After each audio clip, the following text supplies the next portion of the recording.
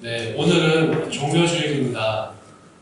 십자가의 죽음을 위해서 예루살렘에 예수님께서 입성하실 때 길가에 있는 나뭇가지를 꺾어서 흔들기도 하고 또 길에 깔아드리기도 했는데 그 나뭇가지가 종려나무가지였다. 그래서 종려주일이라 부릅니다.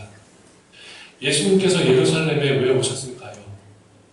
가르침을 주시기도 하셨고 또 기적을 베푸시기도 했지만 십자가를 지시기 위해 예루살렘 성에 들어오셨습니다. 예루살렘에 들어올 때 사람들은 알았습니다. 예수님이 만왕의 왕이시다.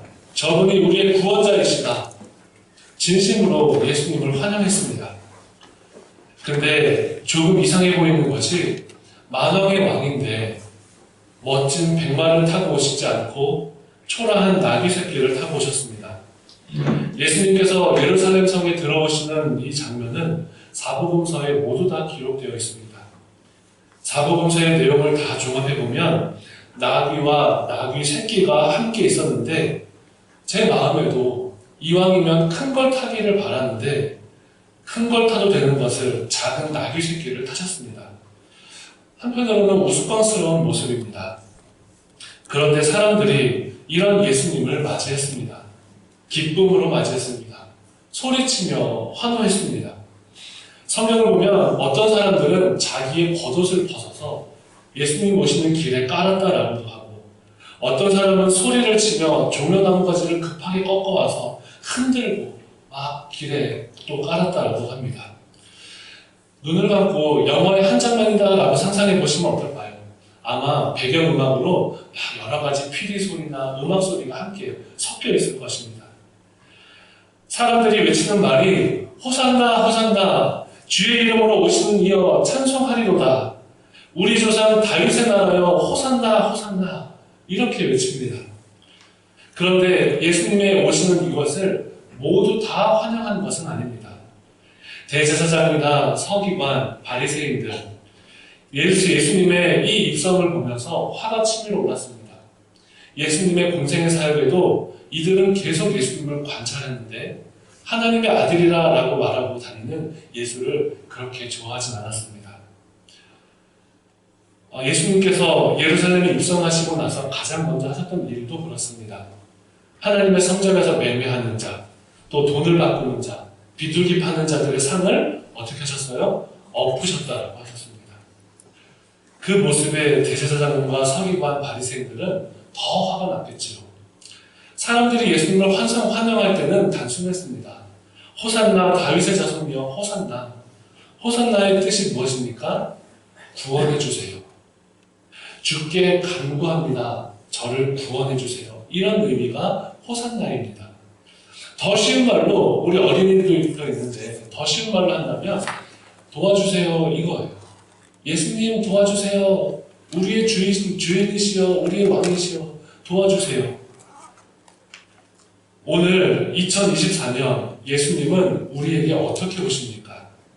아마 나귀 타고 오시지는 않을 것입니다. 그런데 오늘도 예수님은 여전히 우리를 찾아오십니다.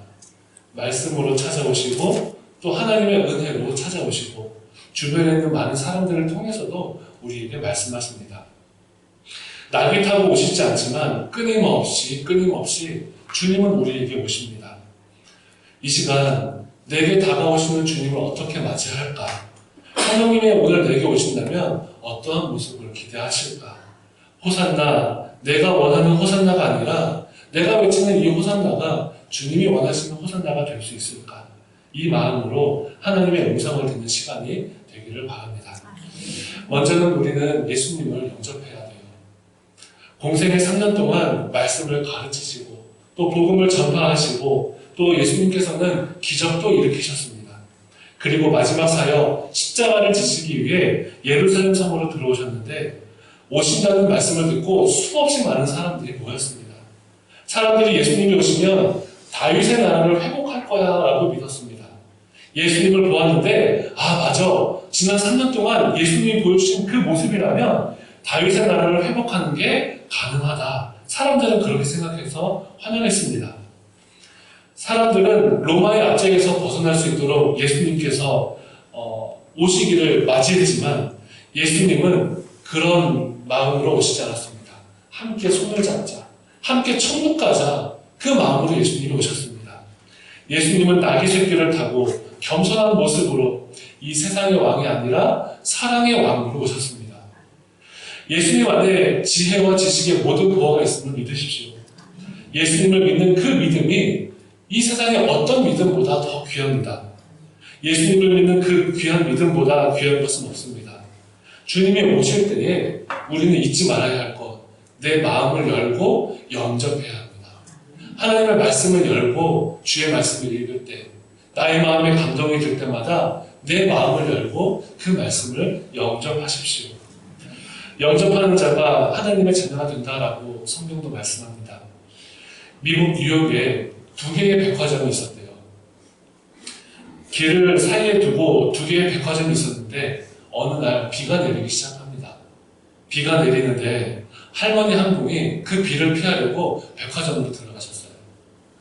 그리고 백화점 로비에 서서 비가 그치기를 기다리는데 그 로비에 있는 직원이 할머니가 백화점 입구에 서 있으니까 장사가 안 될 것 같아서 그 할머니에게 할머니 여기 계시면 안 돼요. 나가주세요. 이렇게 말을 했다는 거예요. 비는 내리고 어떻게 하나 그렇게 생각하고 있는데 그 할머니가 안쓰러워 보여서 그랬는지 맞은편에 있던 백화점 직원이 할머니 이쪽으로 오시라고 이렇게 해서 할머니를 백화점 안으로 모셨습니다.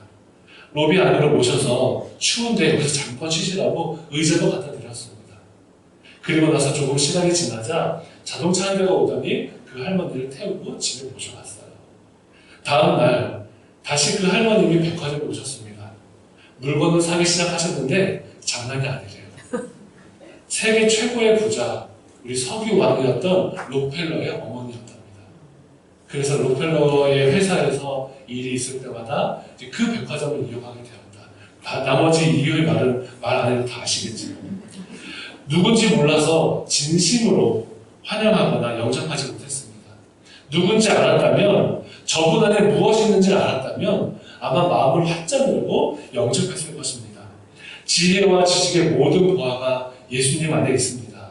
여러분, 예수님이 우리에게 오실 때에 마음을 활짝 여십시오. 그것이 지혜입니다. 여기 교회를 준비할 때도 그랬어요. 여기 교회를 준비하면서 지난 1월 11일부터 이제 전도 활동을 했습니다. 겨울에 1월 11일 됐을 때는요, 이 동네에 아무리 눈을 씻어도 사람을 만나기가 어려웠습니다. 정말 사람 만나기 어렵더라고요. 그리고 나서 이제 요즘은 마무리 공사를 하고 이제 조금만 더 이제 한숨 돌리겠다 싶으면 그러면 이제 조금 더 열심히 전도하면 좋겠다 이런 마음도 있습니다. 그런데 전도할 때 그런 생각이 들어요. 우리 지난주에도 오후에 함께 전도했지만 제가 이렇게 넥타이를 메고 양복을 입고 이렇게 우리 물티슈를 나눠드리지 않습니까? 물티슈를 나눠드리면 받는 분들이 별것 아닌데 이렇게 잘 받아주셔요. 평소에도 잘 받아주시긴 하는데 무슨 말씀을 드리려나 하면 제가 겨울에 추우니까 또 교회에서 공사하면서 작업을 하니까 막 그런 두꺼운 바지에 추리닝에 막 패딩 입고 막 그러면서 나눠드리면 어쩔 때는 제가 막 제발 좀 받아주세요 이렇게 간청해야 될 때가 있긴 하더라고요. 무슨 말씀이냐, 안타까운 것은 이 물티슈를 주려는 게 아니라 그 안에 있는 지혜와 지식의 모든 보화를 전하고 싶은데 그 받는 분들은 때로는 제 겉모습을 보면서 이거 좋겠다, 받을만 하네, 저분 왜 이렇게 작업하는 아저씨 같아, 이렇게 생각할 수도 있는 그 모습이 우리 모두에게도 있을 수 있다는 것입니다. 어떤 분은 거부하기도 하고 어떤 분은 표정을 일그러뜨리기도 합니다. 여러분, 주님이 우리에게 오실 때에 어떻게 오시는지 아십니까? 오늘 성경은 주님이 어떻게 오시는지를 알려주십니다. 어떻게 오시냐 하면 모두가 다 알도록 오셔요. 그리고 우리 주님은 공개적으로 누구에게나 모두에게 오시는 주님이십니다. 우리 주님께서 주시는 믿음이 금보다 귀하기 때문에 웬만한 금으로는 살 수 없는 믿음입니다. 그래서 값을 매길 수 없어서 우리 주님은 누구에게나 모두에게 다 믿음을 주십니다. 그리고 성경은 예수님을 영접하는 것이 은이나 금보다 귀하다라고 여러 곳에서 말씀하세요. 우리의 믿음이 금보다 귀하다고 하십니다. 여러분, 이런 생각이 들었어요. 자본주의 사회를 살면서 우리가 금과 은과 보화를 구하려면 어떻게 합니까? 내가 물질을 드리면 돼요. 돈을 내고 사오면 됩니다. 만약에 많이 필요하면 내가 물질을 많이 주면 많이 사올 수 있습니다. 금을 얻으려면 어떻게 해야 되나 봤더니요. 땅속 깊은 곳에 금이 있대요. 그래서 금을 캐는 게 쉽지 않대요. 사금 아시지요? 사금을 캐려고 사금에 있는 금광 근처에 있는 물에서 흙과 모래를 몇 톤을 막 나누고 흔들어도 막 먼지만큼 나오는 게 사금입니다. 금광 사진을 보면 어느 금광을 발견했다라고 해서 나오는 사진들을 보면 제가 보기엔 그냥 돌인데 그냥 희끗희끗 살짝 반짝이는 게 섞여 있을 뿐인데 그게 금광이라고 합니다. 노다지라고도 표현을 하더라고요. 그 금을 가져와 보면 그 그냥 노다지에 있는 광석을 가져오면 그냥 금이 되는 게 아니라 금을 얻으려면 뜨거운 쇳물에 그 광석들을 다 녹여야 된대요. 그리고 금속을 녹이고 여러 가지 약품 처리를 합니다. 예전에는 수은을 사용하기도 했답니다. 한 유튜브 영상을 찾아보니까요. 금 150g, 한 종저보다 조금 크게 이 정도 되는 금 150g, 200g 정도 얻으려고 하면 노다지라고 하는 그 금광에 있는 광석을 한 70톤 정도를 녹이면 150g 정도 나온대요. 그러니까 금을 구하는 작업은 정말 쉽지 않은 작업입니다. 그런데 성경은 그 믿음이 금보다도 귀하다라고 말씀하세요. 오늘 성경은 그 믿음이 우리에게 오시는데 모두가 알도록 오시고 모두에게 똑같이 오신다라고 합니다. 마음을 열고 영접하기만 하면, 마음을 열고 주님을 받아들이기만 하면 우리 주님은 우리에게 지혜와 지식의 모든 보화를 허락하시는 주님이신 것을 꼭 기억하십시오. 그런 다음에 둘째로 예수님을 우리는 거부하면 안 됩니다. 사람들이 예수님을 환영했습니다. 열렬한 소리로 큰 소동을 피우면서 예수님을 환영했습니다. 그런데 어떻게 그런 사람들이 한 주도 지나지 않아서 일주일도 지나지 않아서 예수님을 십자가에 못 박게 되었을까요? 가짜로 환영한 것은 아닙니다. 진심으로 환영했어요. 그런데 그 사람들이 어떻게 예수님을 대적하던 사람들로 바뀌었을까? 성경은 우리에게 알려주십니다. 예수님을 향한 기대와 소망이 잘못된 기대와 소망이었다는 거예요. 이런 것입니다. 어느 날 아침에 아빠가 출근을 하면서 아이들에게 약속을 해요. 얘야, 아빠가 저녁에 올 때 맛있는 치킨 사올게. 이렇게 하고 출근을 합니다. 그리고 나서 저녁 시간 현관문에 띵동띵동 하면 아이들이 막 달려오겠죠. 아이들이 어때요? 아빠를 봅니까? 아빠의 손을 봅니까? 아빠의 손을 봅니다. 그런데 만약 그 손이 빈손이라면 어떨까요? 실망과 낙심하면서 그때부터는 이래요. 아빠 미워, 아빠 미워, 아빠 미워 이렇게 되는 거예요. 예수님을 맞이하면서 기대가 컸는데 자기의 기대와 달랐기 때문에 떠나고 말았습니다. 차라리 기대를 안 했다면 모르겠지만 그 기대가 너무 크니 실망도 큰 것입니다. 사람들은 로마의 압제로부터 이스라엘에게 자유를 주실 그 주님으로 예수님을 기대했는데 예수님은 사랑의 왕이라고 하십니다. 사람들은 로마의 압제로부터 이겨낼 수 있는 힘의 왕을 기대하였는데 예수님은 사랑의 왕으로 오셨습니다. 거부하다 못해 예수님을 십자가에 못 박게 되었습니다. 예수님에 대한 기대와 희망이 있었는데 그 기대와 희망이 자기 중심적이었답니다. 입으로는 호산나를 외쳤지만 내 생각대로 외친 호산나였습니다. 내 중심대로 사는 것입니다. 예수님이 오시면 그래 이걸 들어주시겠지? 맞아 이걸 풀어주실 거야. 신앙생활하면서 하나님의 뜻을 알고 하나님의 뜻을 이루는 사람으로 살아가야 하는데 너무나 많은 사람들이 하나님을 믿으면서도 교회나 내 주변의 모든 것들이 나의 필요를 채워야 하는 것으로 우리는 착각할 때가 있습니다. 호산나를 외치고 있는데 내가 필요한 모든 것을 주님이 도와주실 수 있는 것도 맞는데 주님이 잘못되었다고 하셨습니다. 사람들은 로마를 짓밟고 다윗의 왕국을 세우는 왕을 기대했지만 예수님의 생각은 사람들의 생각과는 달랐던 것입니다. 사람들이 생각해요. 예수님 보니까 내 생각과 달랐네. 난 저런 예수님을 원하는 게 아니었는데. 우리가 성경을 볼 때도 그렇습니다. 저는 성경을 볼 때 말씀의 밑줄을 긋는다라는 의미를 참 귀하게 봅니다. 여러분들도 말씀 보실 때마다 말씀의 밑줄을 그으시면서 이 말씀이 내 삶에 응답되고 이루어지기를 믿습니다라고 고백하시기를 바라요. 그런데 때로는 그 말씀을 내가 아주 좋아하는 말씀을 골라서 카카오톡 프로필로도 해놓을 수도 있고 또 막 기념으로 이렇게 세워놓을 수도 있습니다. 교회에서 말씀을 들을 때도 그래요. 내 생각에 정말 시원해. 맞아, 내 생각 그대로 목사님이 다 말씀해 주셔. 이러면 아멘 할 때가 있고 또 그렇게 고개를 끄덕이실 때도 있습니다. 맞습니다. 좋습니다. 모두 다 좋은 모습인데 그것이 전부여서는 안 됩니다. 내 마음의 만족만을 찾아서 믿음 생활하고 내 생각에 합한 것만 내가 하나님의 말씀으로 인정하는 것은 신앙생활이 힘들어지는 길입니다. 저도 이런 경험이 있습니다. 여러분, 저 목회자도 신방을 하지 않습니까?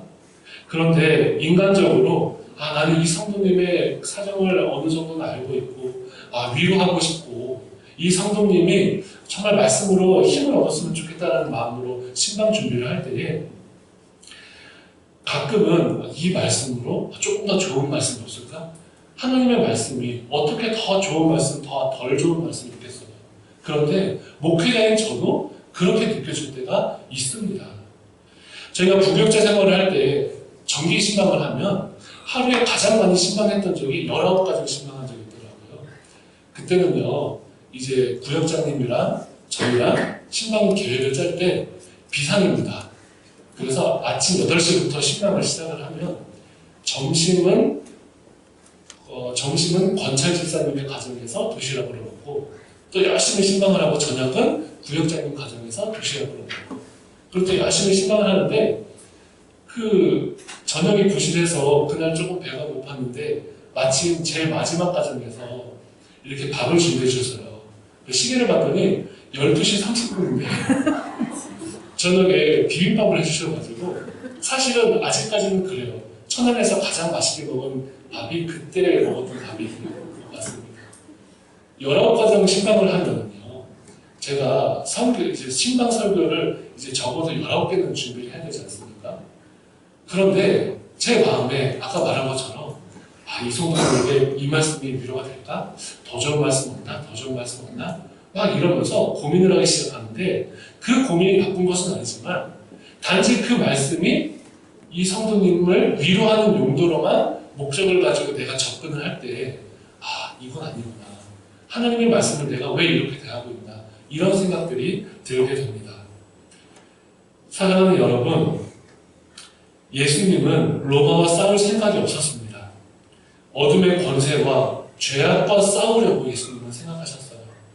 예수님은 사망 권세를 이기는 일에 관심이 있었지 로마 제국을 이기는 일에는 관심이 없으셨습니다. 그런데 사람들은 예수님의 말씀을 들으면서도 자기의 생각을 바꾸지 못했습니다. 자기의 요구를 들어주어야 하나님이고 자신의 기도에 응답하지 않으면 하나님이 아니라고 말합니다. 그래서 사람들은 거짓말을 하고 또 말을 만들어내기도 하고 나중에는 예수님을 십자가에 못 박기까지 하였습니다. 오늘 우리의 모습을 돌아봅시다. 내 생각을 버리고 하나님의 뜻을 깨닫고 순종해야 하는 것 알고 있습니다. 예수님이 내 중심이라 말하지만 사실 아직도 그 중심에 내가 서 있지는 않습니까? 예수님을 맞이하는 자리에 서 있지만 사실은 내 유익함을 생각하는 자리는 아니었습니다. 기대와 소망은 좋은데 그 기대와 소망이 자기 중심적이 될 때에 하나님의 은혜까지도 차버릴 수 있음을 기억하십시오. 이스라엘 사람들이 예언자의 말을 들을 때에도 항상 이 함정에 빠졌었습니다. 예레미야가 와도 내 듣고 싶은 얘기를 예언하라고 왕들은 이야기합니다. 왕들이 예레미야에게 예언 좀 해다오, 예언 좀 해다오라고 말할 때 자기의 죄를 고칠 생각은 하지 않았고 이기는 말 해달라고, 이스라엘이 승리하는 말 해달라고 예레미야를 붙이셨습니다. 나만 장군이 문둥병에 걸렸을 때에 엘리사를 찾아왔습니다. 엘리사는 저기 있는 요단강에 가서 7번 씻으라고 그렇게 말하는데 나하만이 뭐라고 하는지 아십니까? 아유, 저거보다 좋은 강은 우리나라에도 많이 있습니다. 이걸로 어떻게 낫습니까? 그랬을 때에 한 종이 장군님의 방법이 아니라 하나님의 방법일 수도 있으니 들어가 보세요. 이렇게 권면하지 않습니까? 우리는 나도 모르는 사이에 내가 원하는 대로 기도하고 또 내가 듣고 싶은 대로 들으며 내가 하고자 하는 대로 행할 수 있습니다. 우리 함께 기도하기를 바랍니다. 하나님의 뜻을 거부하지 않게 하옵소서. 내 뜻과 내 생각보다 하나님의 뜻을 앞서게 하여 주옵소서. 우리가 인생의 길을 걸어가면서 내가 원하는 길이 있고 또 내가 가야 할 길도 있습니다. 고민하십시오. 생각하십시오. 내가 원하는 길로 갈지 내가 가야 할 길로 갈지 기억하십시오. 오늘 말씀에 결론을 맺겠습니다. 주님이 오실 때에 사랑하는 여러분 영접하십시오. 예수님을 믿는 그 믿음은 금보다도 귀합니다. 그리고 예수님을 믿는 것은 너무나 쉽다라는 것을 기억하십시오. 예수님을 받아들이고 지혜와 지식의 모든 보화를 받는 일은 너무나도 쉬운 일입니다. 욕심으로 내 생각으로 맞이해서 예수님을 거부하는 일이 일어나지 않도록 조심하십시오. 교회를 다니는 사람이라고 안전하지 않습니다. 내 생각과 욕심을 버리고 하나님의 뜻을 깨닫기 위해서 집중하는 성도님들 되시기를 바랍니다. 오늘 이 시간에도 함께 또 찬양하고 기도하기를 바라는데요. 호산나를 부를 때 내 생각으로 살았던 모습을 버리고 하나님의 뜻대로 하나님의 뜻에 순종하는 호산나를 부르게 해달라고 우리 그렇게 같이 기도합시다. 우리 하나님 앞에 겸손함으로 서십시오. 주님이 우리에게 오시는 날, 주님과의 동행을 시작하는 날이 되기를 간절히 바랍니다. 우리 함께 자리에서 잠시 일어나서 함께 찬송하고 하나님 앞에 서시도록 하겠습니다.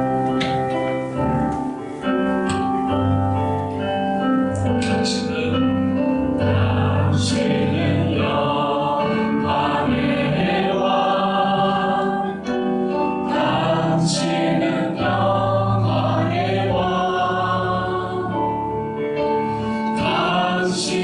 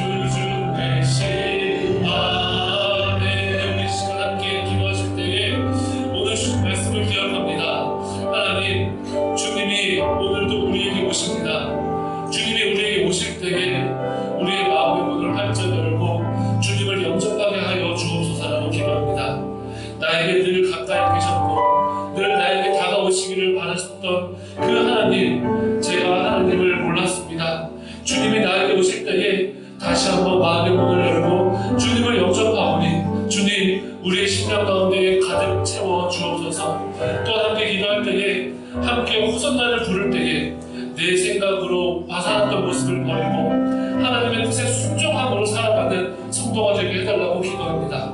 하나님 아버지, 내 생각을 내려놓고 주님의 생각을 알게 하여 주시고 주님의 뜻을 따르게 하여 주옵소서라고 우리 함께 이 시간 기도합니다. 살아계신 하나님 아버지, 은혜와 사랑이 우리 가운데 늘 있음을 고백합니다. 하나님, 오늘 주신 말씀과 같이 하나님 아버지, 내 믿음을 살아가며 주님의 우리 영접하게 하나님, 주님을 영접하게 하여 주옵소서. 세상의 주님의 지원을 이 땅에 주님 오실 때에 주님 마음으로 문을 열라 주님을 영접하게 하여 주시고 하나님 아버지의 사랑 주님과 우리 모두가 될 수 있도록 아버지 하나님 역사하여 주옵소서. 전능하신 하나님의 은혜가 우리 가운데 있음을 고백합니다. 전능하신 하나님께서 우리를 위하여 주님을 지금도 말씀으로 찾아오시는 주님, 주님의 말씀을 들고 하나님의 말씀을 열받는 성도들에게 하여 주옵소서. 말씀을 읽고 말씀에 묻혀놓고 하나님 이 시간에 성도들을 되게 하여 주옵소서. 주님을 바라보게 하여 주시고 주님만 의지하게 하여 주시고 하나님만 믿음으로 살아가는 하나님의 성도들 아버지 하나님 역사하여 주시고 함께 하여 주옵소서. 주님의 순종의 모습을 배우게 하여 주시고 참아 고난을 참으시고 주님의 뜻대로 믿는 성도들이 되게 하여 주옵소서.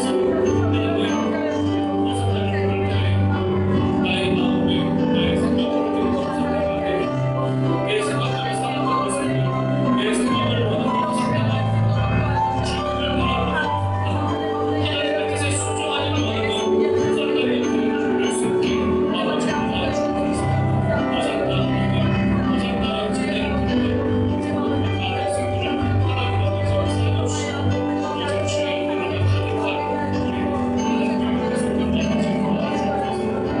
전능하신 하나님 아버지 함께하여 주시고 전능하신 주의 은혜가 늘 우리 가운데 가득 하소서. 아버지 하나님 역사하여 주시고 이제 주의 사랑, 주의 성령, 우리가 주 앞에 충만하는 하나님의 사랑을 주옵소서. 역사하여 주옵소서.